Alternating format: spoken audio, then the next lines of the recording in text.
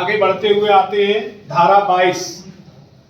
तो धारा 22 कहती है विकृत चित्त वाले व्यक्ति का कार्य। विकृत चित्त का मतलब है, यहां आसान भाषा में समझिए, जो पागल हो। तो पागल व्यक्ति का कार्य भी अपराध नहीं है।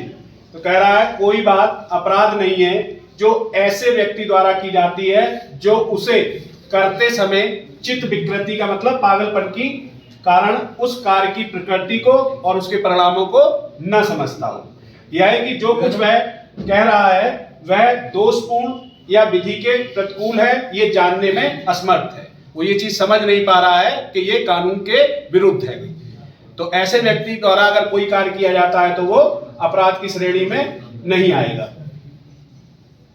लेकिन यही बताने वाली बात यह है कि पागल का काम तो अपराध की श्रेणी में नहीं आएगा, अपराध की श्रेणी में आएगा। लेकिन वो जिसके प्रति अपराध कर रहा है उसे व्यक्तिगत प्रतिरक्षा का बिल्कुल वही अधिकार प्राप्त होगा जो धारा 38 बीएनएस में आपको प्राप्त है। मतलब आपको उससे बचने का सब उपाय कर सकते हो। ठीक है, आगे आते हैं।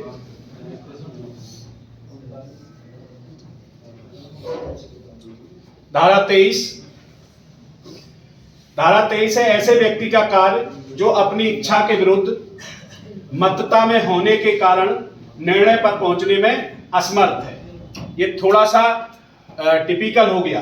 टिपिकल ये हो गया कि ऐसे व्यक्ति का कार्य जो मत्तता में तो है, मत्तता का मतलब नशे में तो है, लेकिन ऐसा नशा उसने स्वयं नहीं किया है और उसके अनजाने में धोखे से उसको दिया गया है, इसलिए वो निर्णय में पहुंचने में असमर्थ है। और वो कोई ऐसा काम कर देता है तो उसका ये काम अपराध नहीं है। मान लीजिएगा, उदाहरण देखिए, पहले इसको देख लेते हैं फिर उदाहरण बताते हैं। कोई बात अपराध नहीं है जो ऐसे व्यक्ति द्वारा की जाती है जो उसे करते समय नशे में होने के कारण उस कार्य की प्रकृति को और उसके परिणामों को नहीं समझ पा रहा है।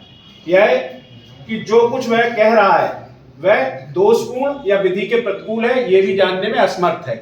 उसकी बुद्धि इतनी काम नहीं कर रही है नशे में कि ये विधि के अगेंस्ट है, अपराध है।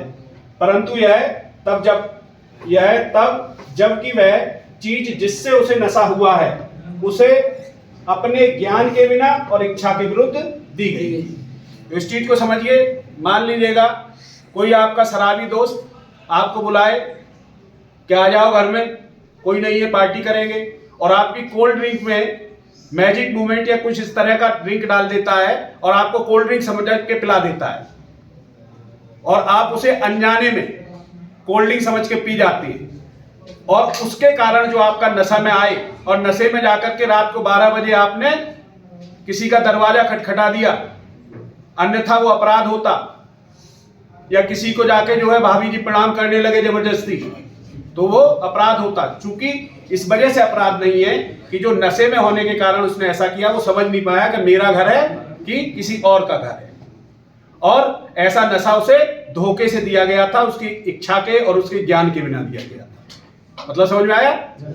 ठीक है, ओके।